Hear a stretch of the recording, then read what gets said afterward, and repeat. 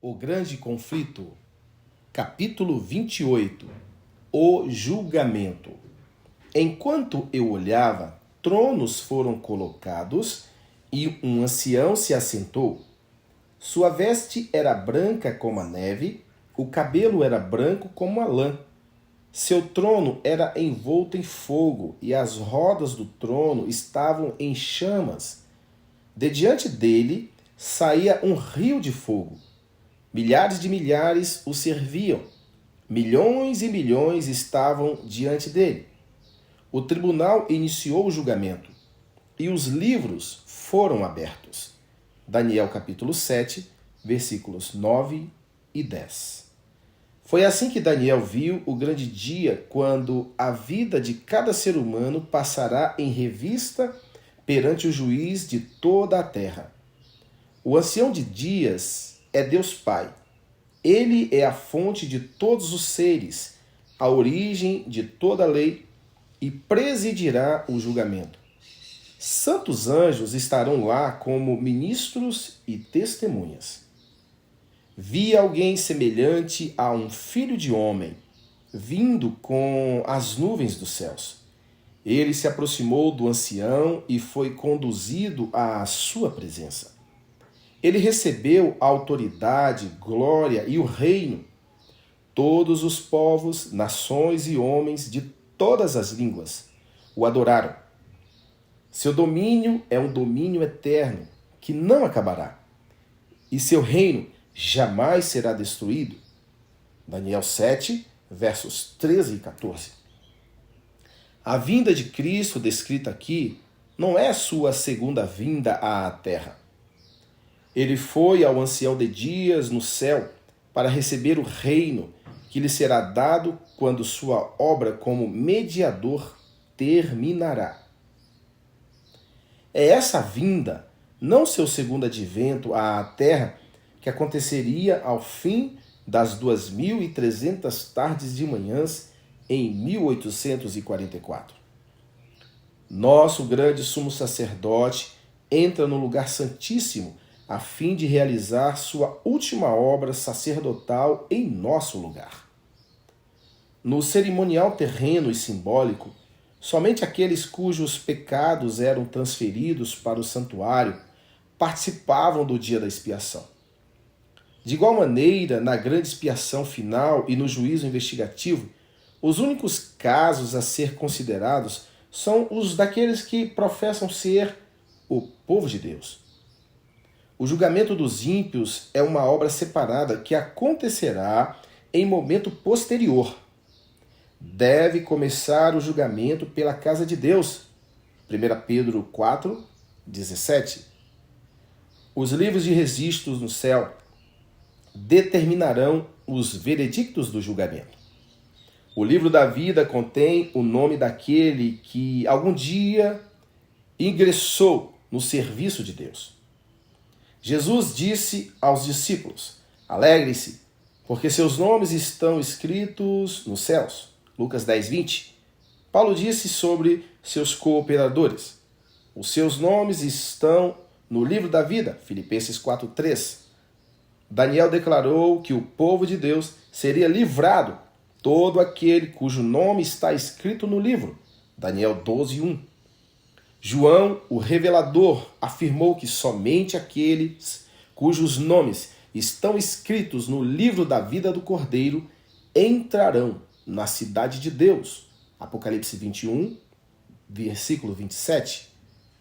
Em um livro como memorial, Deus registra os bons atos daqueles que temiam o Senhor e honravam o seu nome. Malaquias 3,16. Toda tentação resistida, todo mal vencido, toda palavra de piedade expressa, todo ato de sacrifício, todo sofrimento suportado em nome de Cristo é registrado. Registra tu mesmo o meu lamento, recolhe as minhas lágrimas em teu odre, caso não estão anotadas em teu livro? Salmo 56, 8. Intenções ocultas. Há também um relatório dos pecados dos homens. pois Deus trará a julgamento tudo o que foi feito, inclusive tudo o que está escondido, seja bom, seja mal. Eclesiastes 12:14. No dia do juízo, os homens haverão de dar conta de toda palavra inútil que tiverem falado, pois por suas palavras vocês serão absolvidos, e por suas palavras serão condenados. Mateus 12, 36 e 37. Portanto, não julguem nada antes da hora devida. Ele, Deus, trará à luz o que está oculto nas trevas e manifestará as intenções dos corações. 1 Coríntios 4, 5. Ao lado de cada nome nos livros do céu estão escritos toda má palavra, todo ato egoísta, todo dever não cumprido, todo pecado secreto. Advertências enviadas pelo céu ou reprovações negligenciadas, momentos desperdiçados, a influência exercida para o bem ou para o mal, assim como seus resultados de vasto alcance, tudo é historiado pelo anjo relator. A norma de julgamento. A lei de Deus é o padrão do julgamento. Tema a Deus e obedeça aos seus mandamentos, porque isso é o essencial para o homem. Pois Deus trará a julgamento tudo o que foi feito, inclusive tudo o que está escondido, seja bom, seja mal. Eclesiastes 12, 13 e 14. Falem e ajam como quem vai ser julgado pela lei da liberdade. Tiago 2,12. Aqueles considerados dignos participarão da ressurreição dos justos. Jesus disse: os que forem considerados dignos de tomar parte na era que há de vir e na ressurreição dos mortos são filhos de Deus, visto que são filhos da ressurreição. Lucas 20, 35 e 36. Os que fizeram bem sairão da sepultura e ressuscitarão para a vida. João 5, 29. Os justos mortos só ressuscitarão depois que forem considerados dignos da ressurreição da vida no julgamento. Logo, não estarão presentes em pessoa quando Deus examinar seus registros e decidir seu caso.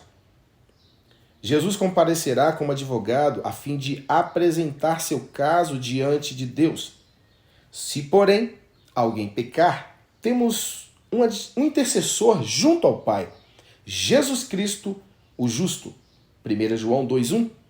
Pois Cristo não entrou em santuário feito por homens, uma simples representação do verdadeiro. Ele entrou nos céus, para agora se apresentar diante de Deus em nosso favor. Hebreus 9, 24. Portanto, esse é capaz de salvar definitivamente aqueles que, por meio dele, aproximaram-se de Deus, pois vive sempre para interceder por eles. Hebreus 7, 25. Quando os livros de registro são abertos no juízo, a vida de todos aqueles que creram em Jesus passa em revista diante de Deus. Começando com aqueles que viveram primeiro na terra, nosso advogado apresenta o caso de uma geração após outra. Cada nome é mencionado, cada caso investigado. Alguns nomes são aceitos, outros rejeitados. Quando alguém tem pecados que permanecem nos livros de registro sem arrependimento e sem perdão, seu nome é apagado do livro da vida. O Senhor declarou a Moisés: riscarei do meu livro todo aquele que pecar contra mim. Êxodo 32, 33. Todos os que se arrependeram de verdade e pela fé reivindicaram o sangue de Cristo como seu sacrifício expiatório, receberão perdão, o qual foi registrado nos livros do céu. Como se tornaram participantes da justiça de Cristo e seu caráter foi achado em harmonia com a lei de Deus, seus pecados serão apagados e eles serão considerados dignos da vida eterna. O Senhor declara: sou eu mesmo, aquele que apaga suas transgressões por amor de mim e que não se lembra mais de seus pecados. Isaías 43, 25. O vencedor será igualmente vestido de branco. Jamais apagarei o seu nome do livro da vida, mas o reconhecerei diante do meu Pai e dos seus anjos. Apocalipse 3, 5. Quem, pois, me confessar diante dos homens, eu também os confessarei diante de meu Pai que está nos céus. Mas aquele que me negar diante dos homens, eu também o negarei diante do meu Pai que está nos céus. Mateus 10, 32 e 33. Jesus, o intercessor divino, pede que todos os que venceram pela fé em seu sangue sejam restaurados ao seu lar edênico e coroados como co-herdeiros com ele ao antigo domínio. Malaquias 4:8. Cristo hoje roga que o plano de Deus na criação seja colocado em prática, como se nunca houvesse caído. Ele pede não só perdão e justificação por seu povo, mas uma parte em sua glória e um assento com ele em seu trono. Enquanto Jesus suplica pelos objetos de sua graça, Satanás os acusa diante de Deus. Ele aponta para o registro da vida deles, seus defeitos de caráter, sua dessemelhança com Cristo e todos os pecados que os tentou a cometer. Por causa disso, os reclama como súditos seus. Jesus não ignora seus pecados, mas mostra seu arrependimento e sua fé. Suplicando perdão por eles, levanta as mãos feridas diante do Pai e diz: Eu os gravei na palma de minhas mãos. Os sacrifícios que agradam a Deus são um espírito quebrantado, um coração quebrantado e contrito. Ó Deus, não desprezarás. Salmos 51, 17. A repreensão. Para o acusador, ele diz: O Senhor o repreenda, Satanás. O Senhor que escolheu Jerusalém e repreenda. Este homem não parece um tição tirado do fogo? Zacarias 3:2. Cristo revestirá seus fiéis com a própria justiça, a fim de apresentá-los ao seu Pai como igreja gloriosa, sem mancha, nem ruga ou coisa semelhante. Efésios 5:27.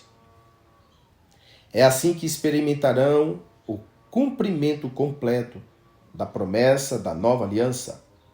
Eu lhes perdoarei a maldade e não me lembrarei mais dos seus pecados. Jeremias 31, 34.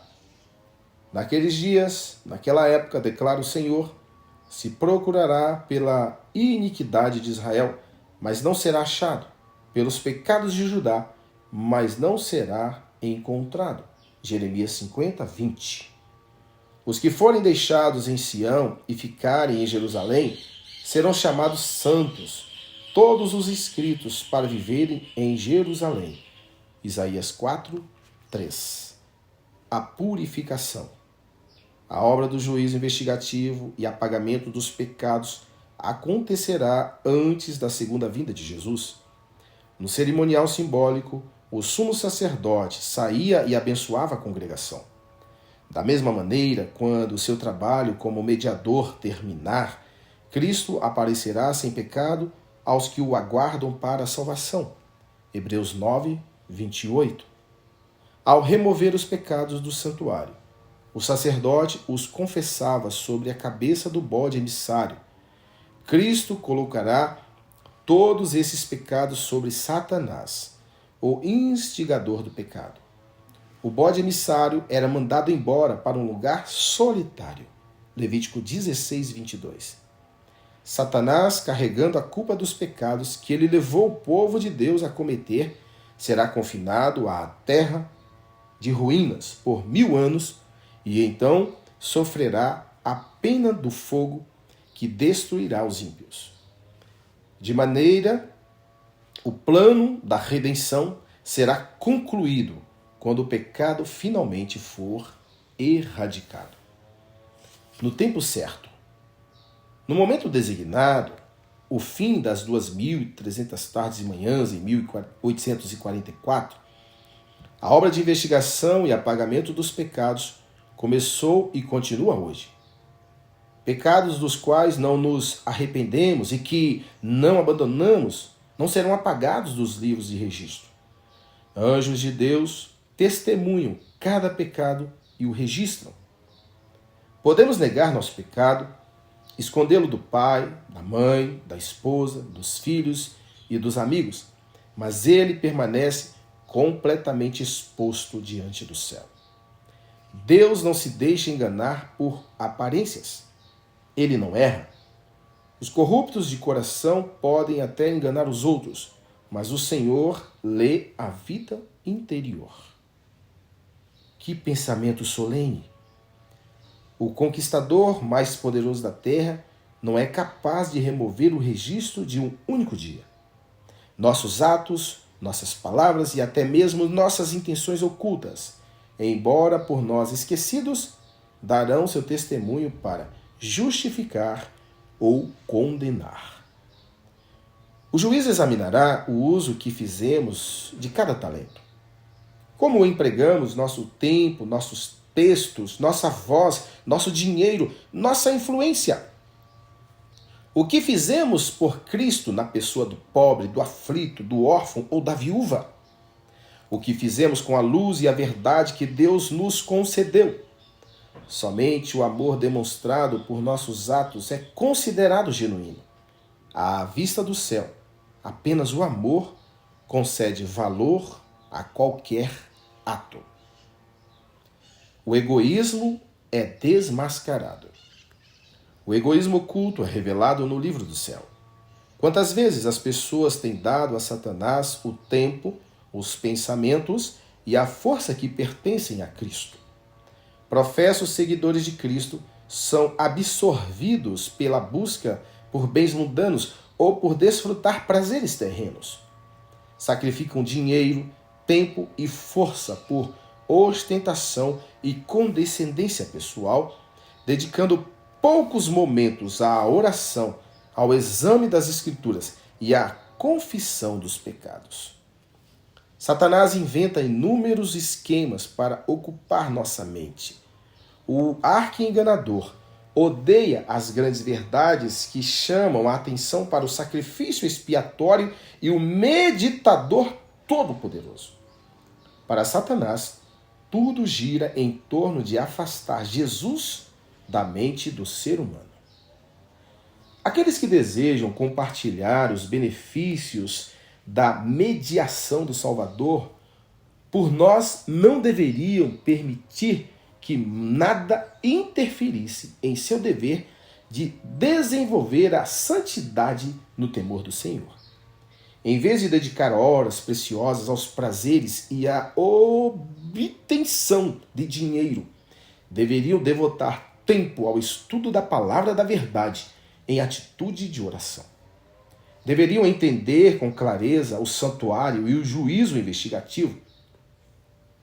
Todos necessitam conhecer a posição e a obra de nosso grande sumo sacerdote. Do contrário, será impossível exercer a fé tão essencial para este tempo. O santuário no céu é o centro da obra de Cristo em prol da humanidade. Ele diz respeito a todas as pessoas que vivem na terra. Abre o plano da redenção diante de nossos olhos, trazendo-nos para mais perto do conflito entre a justiça e o pecado. A intercessão. A intercessão de Cristo por nós no santuário do alto é tão essencial para o plano da salvação quanto foi sua morte na cruz. Por meio de sua morte, ele começou a obra que ascendeu para completar no céu. Devemos entrar pela fé no santuário onde Jesus, que nos precedeu, entrou em nosso lugar. Hebreus 6:20. Ali a luz da cruz se reflete. Ali adquirimos uma visão mais clara dos mistérios da redenção. Quem esconde os seus pecados não prospera, mas quem os confessa e os abandona encontra misericórdia. Provérbios 28:13. Se aqueles que dão desculpas para suas falhas pudessem ver como Satanás zomba de Cristo com seus comportamentos, confessariam seus pecados e os deixariam de lado. Por meio dos defeitos de caráter, Satanás trabalha para obter controle de toda a mente. O inimigo sabe que, se acariciarmos qualquer um de nossos defeitos, ele terá sucesso. Por isso, busca constantemente enganar os seguidores de Cristo com a mentira fatal de que é impossível vencê-las. Mas Jesus declarou a todos os seus seguidores: minha graça é suficiente a você. 2 Coríntios 12, 9. O meu jugo é suave e o meu fardo é leve. Mateus 11, 30. Ninguém deve pensar que seus defeitos de caráter são incuráveis. Deus dará fé e graça para superá-los. Vivemos hoje no grande dia da expiação. Enquanto o sumo sacerdote fazia expiação por Israel, todos tinham a obrigação de afligir a alma em arrependimento pelo pecado. De igual maneira, todos os que desejam que seu nome seja mantido no livro devem afligir a própria alma diante de Deus em arrependimento verdadeiro. Deve haver sondagem profunda e fiel do coração. O espírito frívolo com o qual muitos condescendem deve ser posto de lado. Há uma batalha ferrenha à frente de todos aqueles que desejam subjugar as tendências más que tentam controlar a vida. Todos precisam ser encontrados sem mancha, nem ruga ou coisa semelhante. Efésios 5, 27. Nesta época, acima de todas as outras, é importante que todas as pessoas atentem para o conselho do Salvador. Fiquem atentos, vigiem. Vocês não sabem quando virá esse tempo. Mateus 13, 33. O destino de todos é decidido. O tempo da graça finalizará pouco tempo antes de o Senhor aparecer nas nuvens do céu. Ao vislumbrar essa ocasião, Cristo declarou: continue o justo a praticar injustiça. Continue o imundo na imundícia. Continue o justo a praticar justiça. E continue o santo a santificar-se. Eis que venho em breve. A minha recompensa está comigo, e eu retribuirei a cada um de acordo com o que fez. Apocalipse 22, 11 e 12. As pessoas estarão plantando e construindo, comendo e bebendo, sem a menor consciência de que Deus pronunciou a decisão final no santuário celestial. Antes do dilúvio, depois que Noé entrou na arca, o Senhor o trancou ali e fechou os ímpios do lado de fora. Por 7 dias, porém, as pessoas deram continuidade à sua vida de amor aos prazeres, zombando das advertências em relação ao juízo. O Salvador disse: assim acontecerá na vinda do Filho do Homem. Mateus 24, 39. Silenciosamente, de maneira tão imperceptível quanto a chegada do ladrão à meia-noite, chegará a hora que marcará a definição do destino de todos. Portanto, vigiem.